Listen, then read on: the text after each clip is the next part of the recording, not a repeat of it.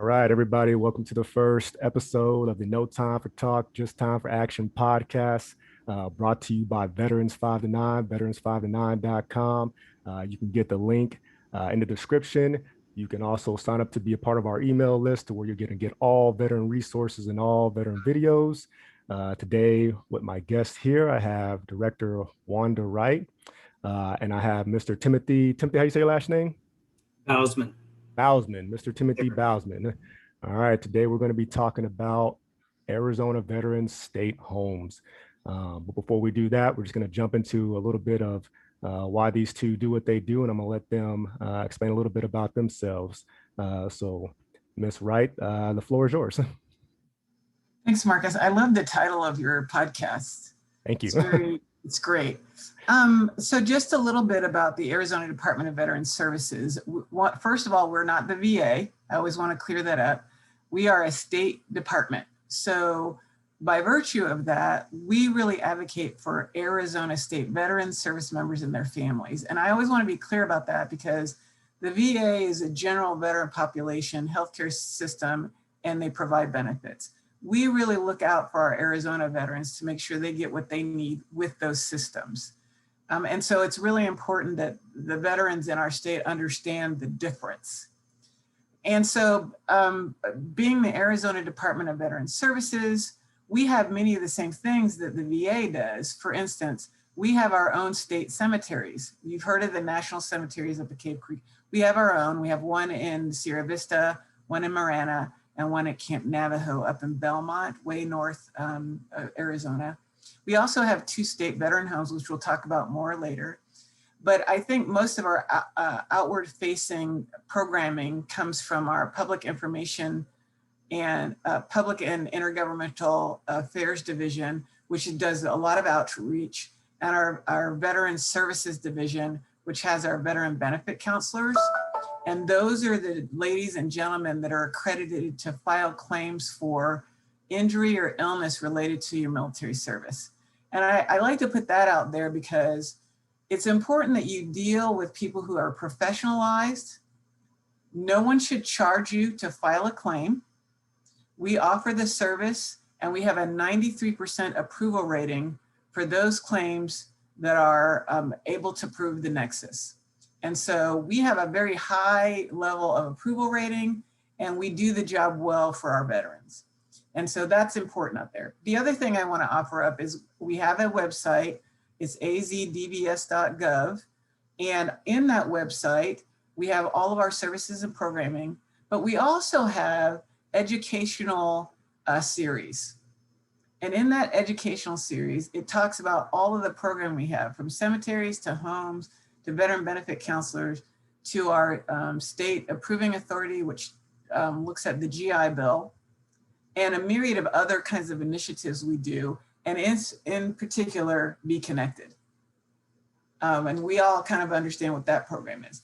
So I put that out there for people after they see the podcast, go to our website, look at all the other resources we have, because generally speaking, when a veteran has one issue of concern, they have many issues of concern, and we want to be able to address every single one of them. And as far as our homes, we have 2 currently. One is in Phoenix and one is in Tucson. And I'll let Tim kind of talk about the administration and all that kind of stuff. But we have 200 beds in the Phoenix home and 120 beds in the Tucson home. And we are currently building 2 more. One is in Flagstaff, which is an 80-bed home, and the other is in Yuma, which is another 80-bed home. And then sort of the final thing I'll say is that through legislation this year, Senator Borelli from Mojave County was able to get funding to support building another home somewhere in Mojave County. Oh. So we can expect that within the next 3 to 5 years, we'll begin construction on another home up in that area. Wow. And we do that just because we want to make sure that there's no barrier to access to resources. Mm-hmm. And so we kind of have a home in each of the regions, southern region, central region, and northern region. We at least give access to people who live in those areas, the ability to, if they need a home, if they need veteran benefit counselors, or if they need to be buried, there's a place fairly close to them somewhere in the state. That's awesome. So is that 5 or was that 4?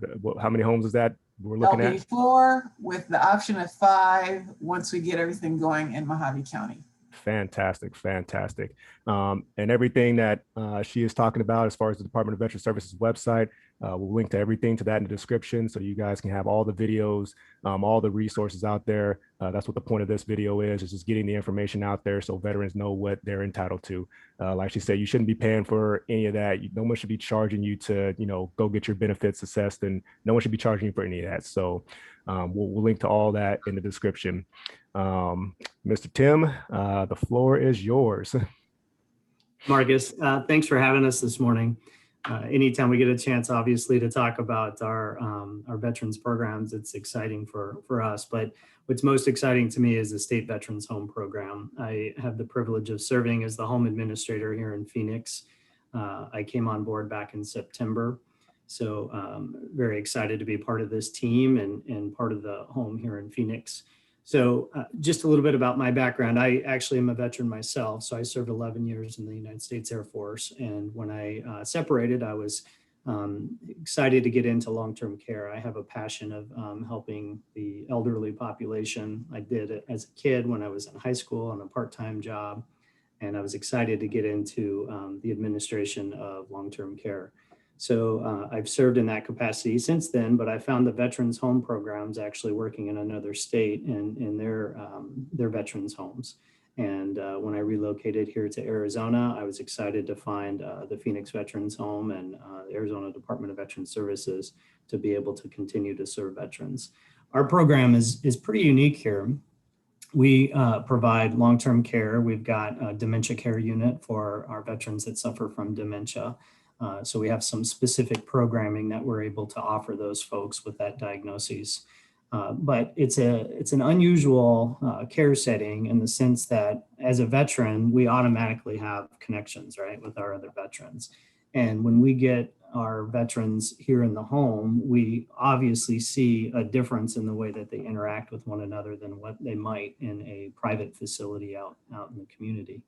So in line with that, I suppose, is the programming that we offer. So as I mentioned, we have the dementia program. We also have physical therapy, occupational therapy, speech therapy. So we're able to take a veteran that's at a hospital setting and ready to maybe go back home, but might need some therapy first. And they're able to come in here and we can do that for them and get them back to their baseline or as close to their baseline as possible. Sometimes they end up staying with us long term. Obviously, we're capable of doing that, but we're also able to do a rehabilitation process and get them back home if that's appropriate for them. So I'm just excited to be able to serve here and again, serve veterans and be able to have a great place right here in Phoenix to be able to do that on a long-term and a short-term basis. Perfect. So awesome. Thank you for your service and what you're doing. So kind of take me through the process. Let's say I have my dad, my uncle, my grandpa, you know what, they may be needing some long-term care or maybe some type of assistance to get into one of these homes. What is the criteria to even begin the process to get into a state home? Can I add grandma, aunt, Grandma, yes. sister? Yes, because women are in our state veteran homes as well. Absolutely. And that's episode soon to be coming shortly for veteran women resources.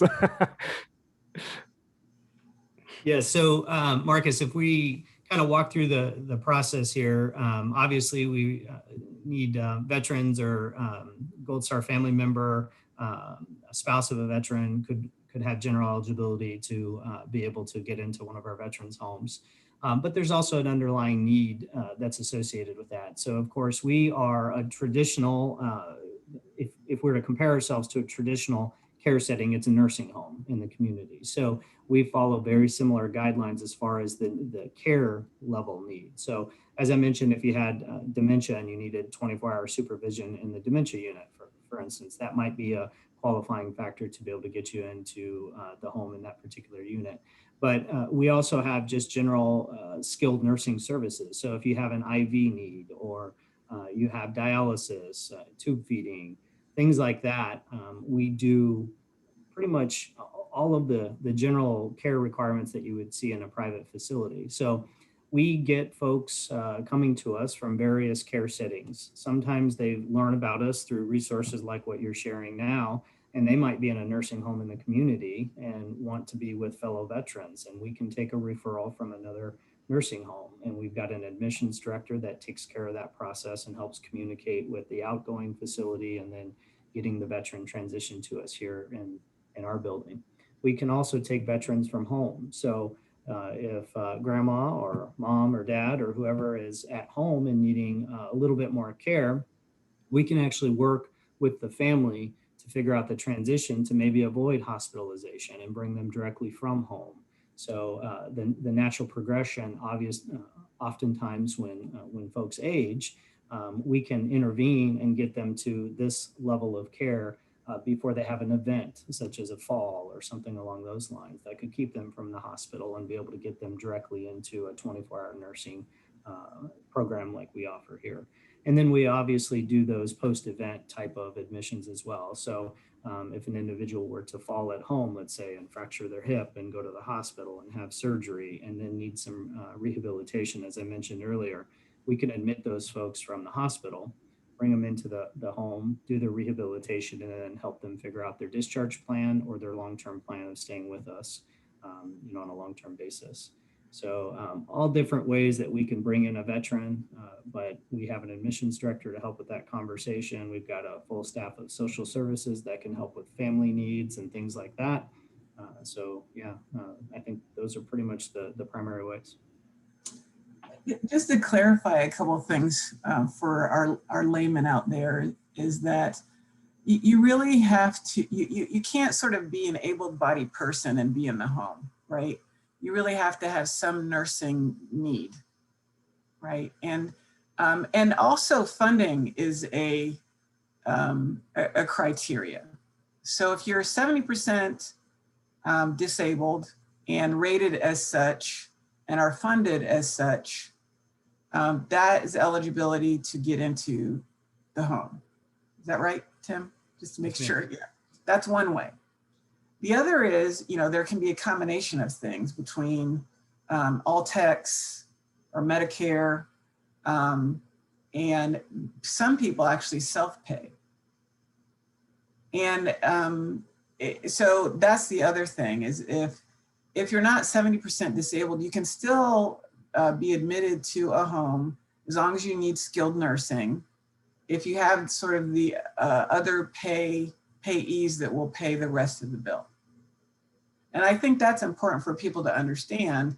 If you're rated 70% disabled, that's a pretty easy, you're 70% disabled, most likely you need some sort of skilled nursing anyway, right? So that's a pretty easy way to kind of figure the calculation. It's the other ones that take a little bit of, determining and working and trying to figure out whether they're eligible to come to the home or not. And that's why veteran benefit counselors are so important, because they can get, perhaps somebody who 20 years ago was 20%, but now they're really struggling and they're having problems related to that same injury or illness for service. And we ramp them up through a new claim to get them to that 70%. And now they're eligible to enter the home. So I always think people have to really think through their journey in life. And they really have to understand that, when you're 20 and you're 20% disabled, by the time you're 60, it's going to be a different number, because things happen over that time. And skilled nursing can really support someone who can't necessarily take care of themselves any longer, or the family can't take care of them any longer, but they need to do that work for preparation to get to that point. Now, does that only include people with an honorable discharge, other than honorable? How does that work? Go ahead, Tim. So yes, the honorable discharge, and we do have to have a copy of the DD Form 214. And as the director indicated, we actually have on-site veteran benefits counselors in our homes, which is another exciting opportunity for veterans, because one of the first things we do when they come into the building is get them set up, obviously in their room and for the care that they need, but also getting them set up with our veterans benefits counselor, so they're able to assist them with any changes in their claim status, or if they haven't even filed a claim to begin with. That's something that the benefits counselors can help with here on site as well. Fantastic, fantastic.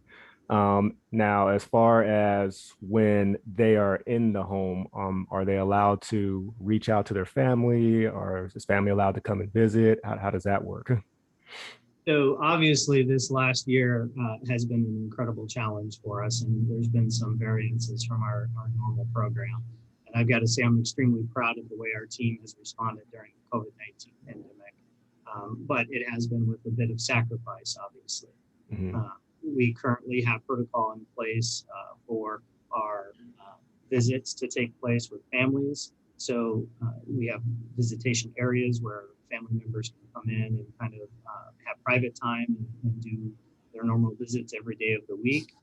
We also have outdoor visit time that they can go out in front of the building here if they would like, or they can take their loved one home actually for the day.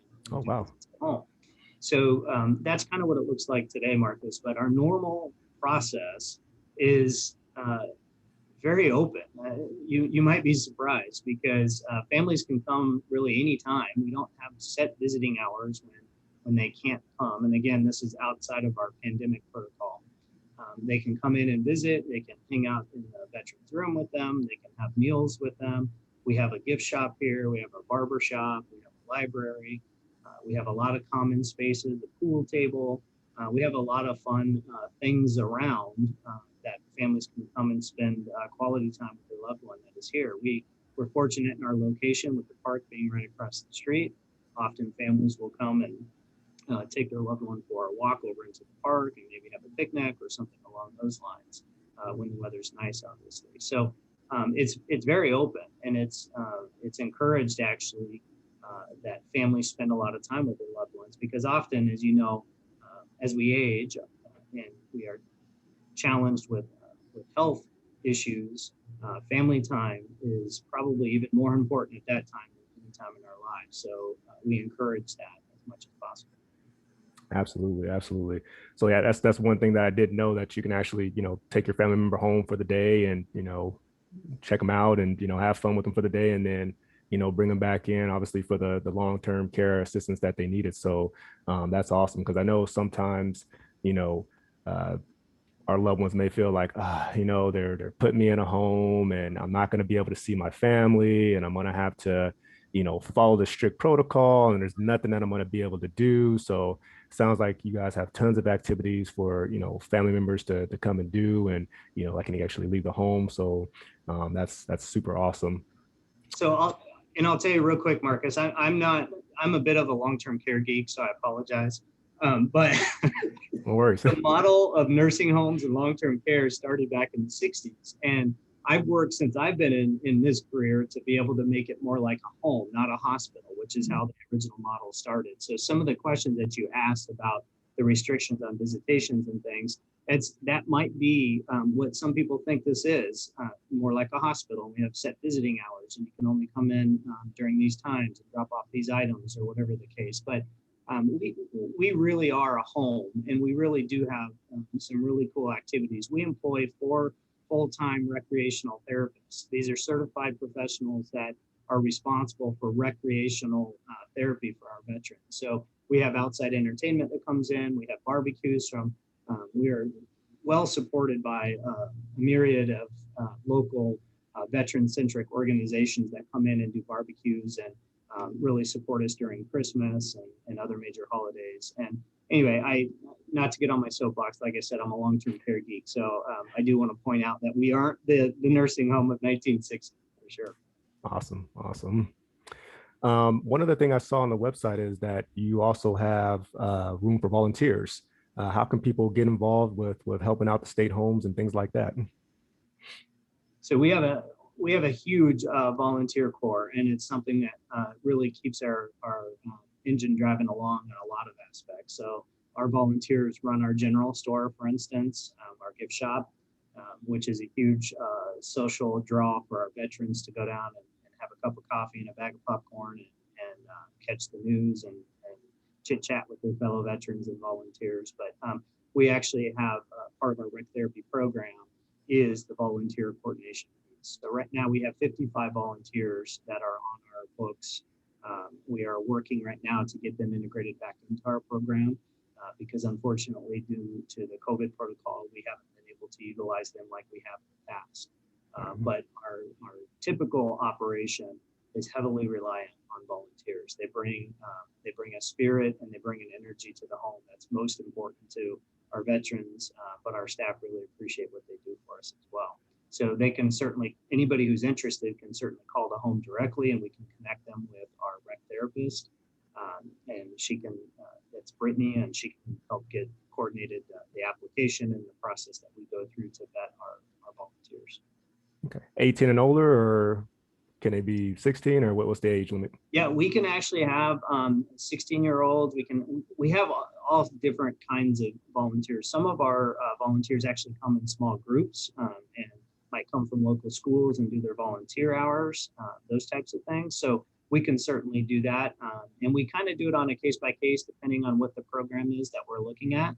We obviously wouldn't put a 16-year-old in the same capacity that we might put, a 21-year-old that's got some experience working with veterans or something. But I would encourage anybody who's interested in reaching out to our rec therapy program so we can get them set up correctly with our volunteer program. Awesome.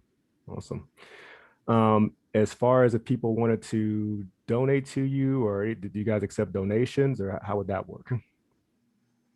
You are awesome, Marcus. Want to get the information out there. We will accept donations. Yes. Go ahead, Tim. Go ahead, Tim. Were you going to say something? Oh, it looks like he froze. Oh. Yeah, hopefully it comes back here. I can talk a little bit about it. So we have several ways to donate to the Arizona Department of Veteran Services, as well as to the homes directly.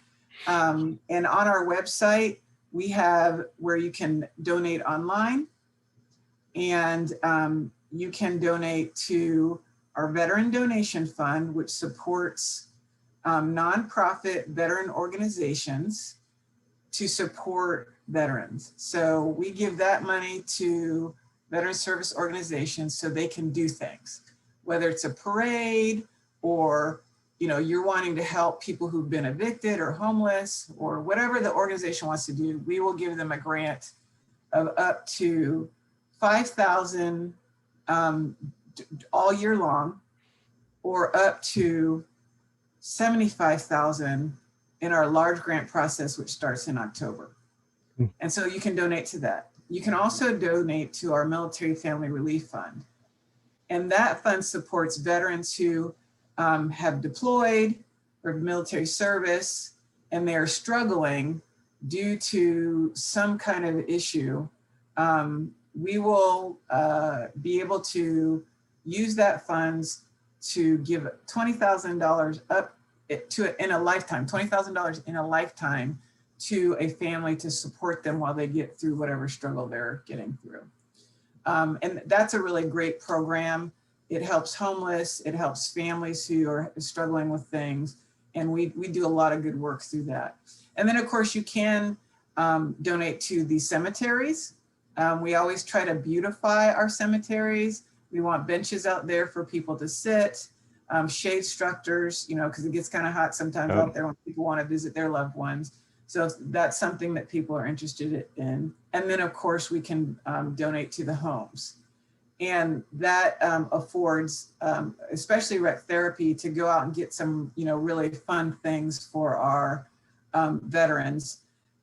I call them the fun therapy, because they're the people who put all the social things together. Like when we were during the pandemic, we had parades because, we had to be 6 feet distance from everybody. Right. But we want our veterans to be inside like 100% of the time, 24/7 for 8 months at a time, right? So we brought all of our veterans out And we had cars bypass, waving and yelling and posters, and it was fantastic. And just having people who care like that, whether it's sending money or being there in person as a volunteer, is so important to those veterans. They all have their stories, right? They love to talk to people, and just having people around is really great for them. Awesome.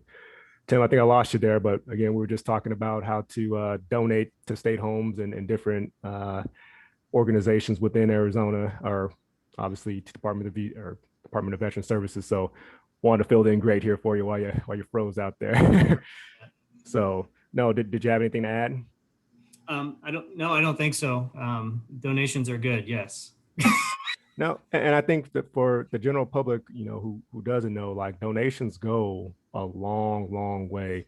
There's a lot of people out there doing this out of the, goodness of their hearts. And, they're not, making six figures or able to put that, into, their nonprofit or what they're supporting. So they're putting in their own free time, they're putting in their own, hard work and elbow grease. So get out here and support these organizations, because definitely, again, that $1 goes a long way for people out there. I appreciate you saying that, Marcus, because we do not have we have zero overhead, right? So, we're paid by the state, so we don't take any money from any donations that come in. So it's 100% goes to veterans. Good. And so when, people have questions about where should I donate, we're a very good one to donate to, because we don't spend the money on anything other than veterans. Awesome. And that's outstanding. So again, this has been very awesome.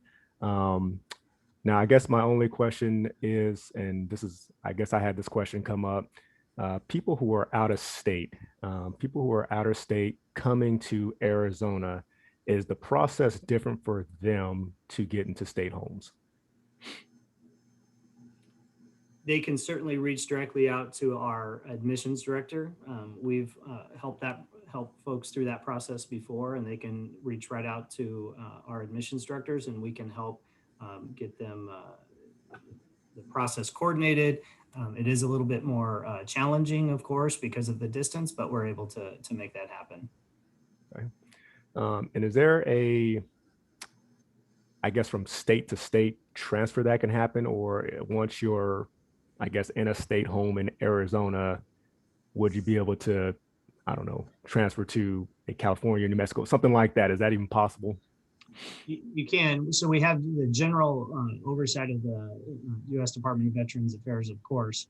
So we all follow the general regulatory similarities, but there are different state requirements by state. So we can certainly help facilitate a transfer, and it would be no different than if somebody from a private facility were to call another state veterans home. We don't have a network necessarily that allows for a different process than just helping facilitate a discharge plan and an admissions plan to the new home, but it can certainly be done. Okay. And are you assisting veterans who want to get maybe a COVID shot or vaccination or anything like that? Or is that a requirement or not a requirement? How is that working?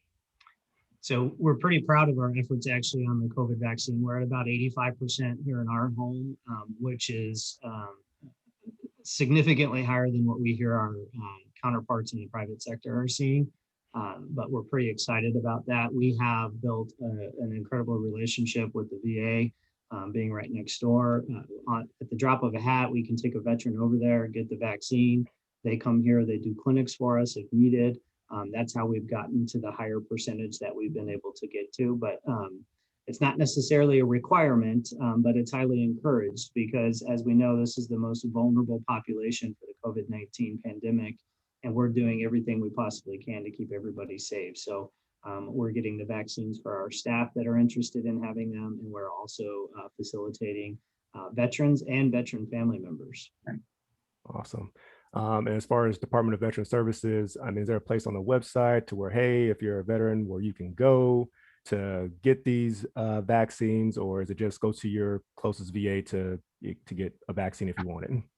Yeah, all the VAs are offering clinics. So I think if you're a veteran and you're interested in getting the COVID vaccine, whether it's Moderna, Pfizer, or Johnson & Johnson, the VAs are open for that. In fact, they're looking for people now because there's a lot of vaccine available. Besides that, within the state too, the state has provided quite a few clinics around in each county to give the vaccine as well. So it shouldn't be difficult to find a point where you can get the vaccine. Awesome. Awesome. All right. Well, I think as far as question wise, I think you both have done a very, very good job of, letting us know what veteran state homes are and what they have to offer and some of the requirements and, how you can make it into a state home. And is there anything that you two would care to add before we wrap this up? I would just add that, you can get more information at our website again, azvbs.gov. And, if you have any particular questions on that website are our phone numbers. And so give us a call. We're happy to answer any questions you might have, give you direction. And even if it's not necessarily, for yourself, we encourage family members to recognize if their family member maybe needs some skilled nursing. And I put a shout out to women veterans too, because I feel like, we take in our moms and our aunts into our homes and take care of them there, but families can't always afford it. They can't always have the right kind of care that the person might need. And so I always highly encourage, if there are women veterans out there who need this service, they should also look at being in a state veteran home. Are the beds separated as far as the nursing home, as far as when it comes to men, women? Are there a specific amount for one or the other, or is it just, hey, veterans, one come all? So with our current setup, we do have shared rooms. So we have semi-private rooms. So of course we put our female veterans together and our male veterans together, but we have not been in a situation as of late to have to limit male or female. But as the director said, we certainly have several female veterans here in the Phoenix home. And it's a unique camaraderie that they're able to share with one another as well. So as the director said, we encourage our female veterans to also apply for state veterans homes. It's a great place for all veterans. Awesome. Awesome. What capacity are you guys at right now? Are you? So we can hold 200 veterans as our capacity. Currently, we're at about 116 veterans. And a lot of that has to do with our COVID mitigation strategy. So we unfortunately at this point still have to set aside a certain number of rooms so we're able to respond to a COVID outbreak should one happen. We've, knock on wood and keep your fingers crossed, please. We've been very fortunate up to this point, and we continue to stay vigilant in hopes that we don't have to use those beds, but that's where we're at today. Awesome. Awesome. So obviously I'll put links to Department of Veteran Services. Tim, if you can get me the coordinator or contact, so that way I can put a number or a line in there. So if somebody is wanting to put their family member or loved one into the state home and they need direction, that way they know who to contact and get a hold of. So there's no breaks in the chains and we can help them out. Sounds good. I will actually send you, Marcus, if it's all right, the link to our admissions team as well as our rec therapy team for volunteer opportunities as well. Absolutely. Absolutely. Wanda, anything? That's it. Thanks for the opportunity. No, again, thank you both. Again, like I said, this is my very first podcast. Please do feel free to give me any criticism. I'll definitely welcome it. And like I said, there'll be more to come. I'm sure we'll be doing more with you, Wanda, with different subjects. I'd love to talk about the MRF grant and more women veterans information and stuff like that. So we'll continue to press on and drive forward. So again, I thank you both for your time. I hope you have an outstanding Friday and jump into your weekend. You too. All right. Have a good day. Bye. Bye.